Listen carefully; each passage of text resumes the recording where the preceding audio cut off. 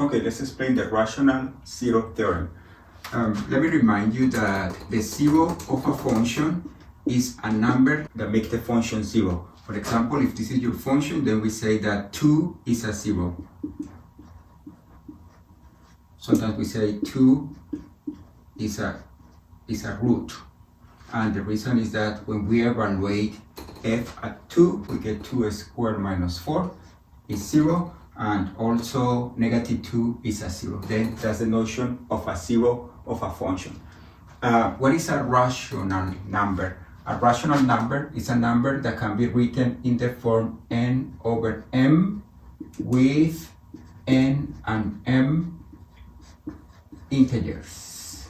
Examples are 3/2, negative 1/3, and so on. An example of a number that is not a rational number is the square root of 2. We can check that if we try every possible integer, we cannot write this square root of 2 as an n over m with n and m integer. Then that's a rational number. Now let's state this theorem. This theorem works for zeros of polynomials. Then let's suppose that we have a polynomial p of x equal to a sub 0 plus a sub 1x plus a sub n x to the n, and let's suppose that a sub n is different from 0, and remember that the a sub n is called the leading coefficient.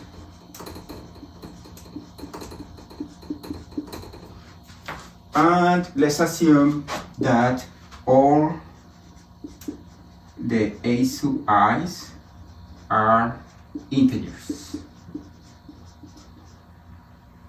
Then this theorem applies to a polynomial of this form. And what the theorem says is that in the case we have a zero of this polynomial and that zero is a rational number, then that number, that zero, must be of the form p over q, where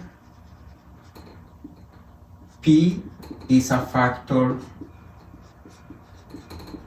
of a sub 0, which is called the constant coefficient. It's the coefficient that doesn't have the variable, that doesn't have the x, and q must be a factor of a sub n.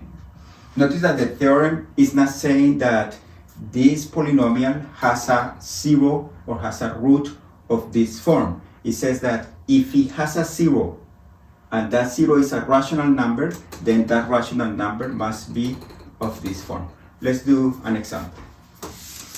Okay, for this polynomial, we notice that the a sub 0 is 2 and the a sub 3, which is the leading coefficient, is 3. Then it says that the theorem says that if this polynomial has a root, then that root must be of the form. Let's see what are the factors of 3. The factors of 3 are just 3 and 1. And the factors of 2 are just 2 and 1. And in this case, if we want to write possible numbers of the form p over q, with p a factor of a sub 0 and q a factor of a sub 3, then the numbers are 2, and also we need to include the negative 2 because we're allowed to have negative numbers here. We have the 1 and negative 1, and we have the 1 over 3 and negative 1 over 3. 2/3 and negative 2/3. Notice that in this case, the numerators are factors of 2 and the denominators are factors of 3. If we wonder if one of these numbers is a root of this polynomial, we will have to do a table. Let's do that. If we have x and y, let's replace x equal 2. If we replace x equal to here, then we get that p of 2 is equal to 3 times 8 plus 2 times 2 squared is 4 minus 2 plus 2, and this is 24 plus 8, which is 32.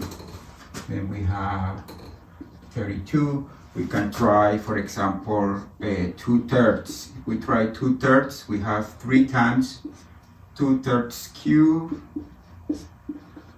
plus 2 times 2/3 squared minus 2/3 plus 2, and this is 3 times 8 over 27 plus 2 times 4 over 9 minus 2/3 plus 2, and this is, we can cancel a 3 here, and we got 8 over 9 plus 8 over 9, and 2/3 is the same as 6 over 9, and then plus 18 over 9, and this is 12 plus 16, 28 over 9. And we have that for 2/3, we have 28 over 9. And actually, in this case, if we check all of these numbers, we get that none of this is a root. And this is an example in which these are the potential rational roots of this polynomial, but none of them is a root. Let me write the other inputs and outputs.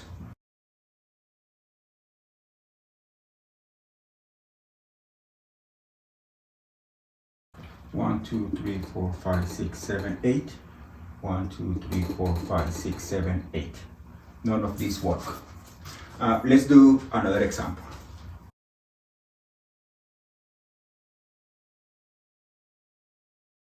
In this case, the leading coefficient, which is a sub 3, is 2, and the constant coefficient is -10. Then the factors of 2, let's say that are plus or minus 1 and plus or minus 2, and the factors of -10 are plus or minus 1, plus or minus 2, plus or minus 5, and plus or minus 10.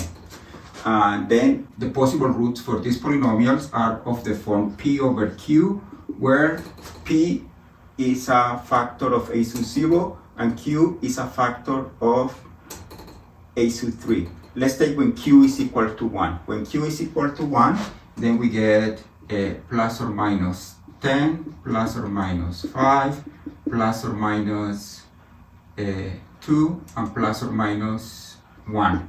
Now, when q is equal to 2, we get plus or minus 1/2.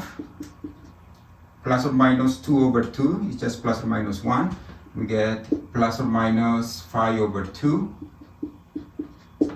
And plus or minus 10 over 2 is just plus or minus 5, which is already included. Then these are the possible roots of this polynomial that are rational numbers. And when we do a table, we see that most of them fails, and the only one that works is 2. When we replace 2, we can see that we get 0. Let's see that.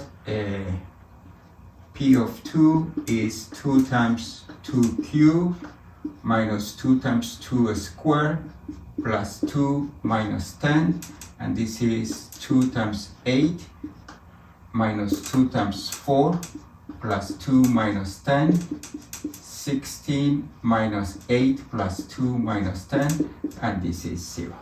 And any other, you can check directly that any other of these will fail. For example, if you try P of 1 is just 2 minus 2 plus 1 minus 10, and this is negative 9. And all others will fail, the only one is 2. Then the only rational root of this polynomial, the only rational 0 of this polynomial is 2. 2 is the only rational 0 of p of x.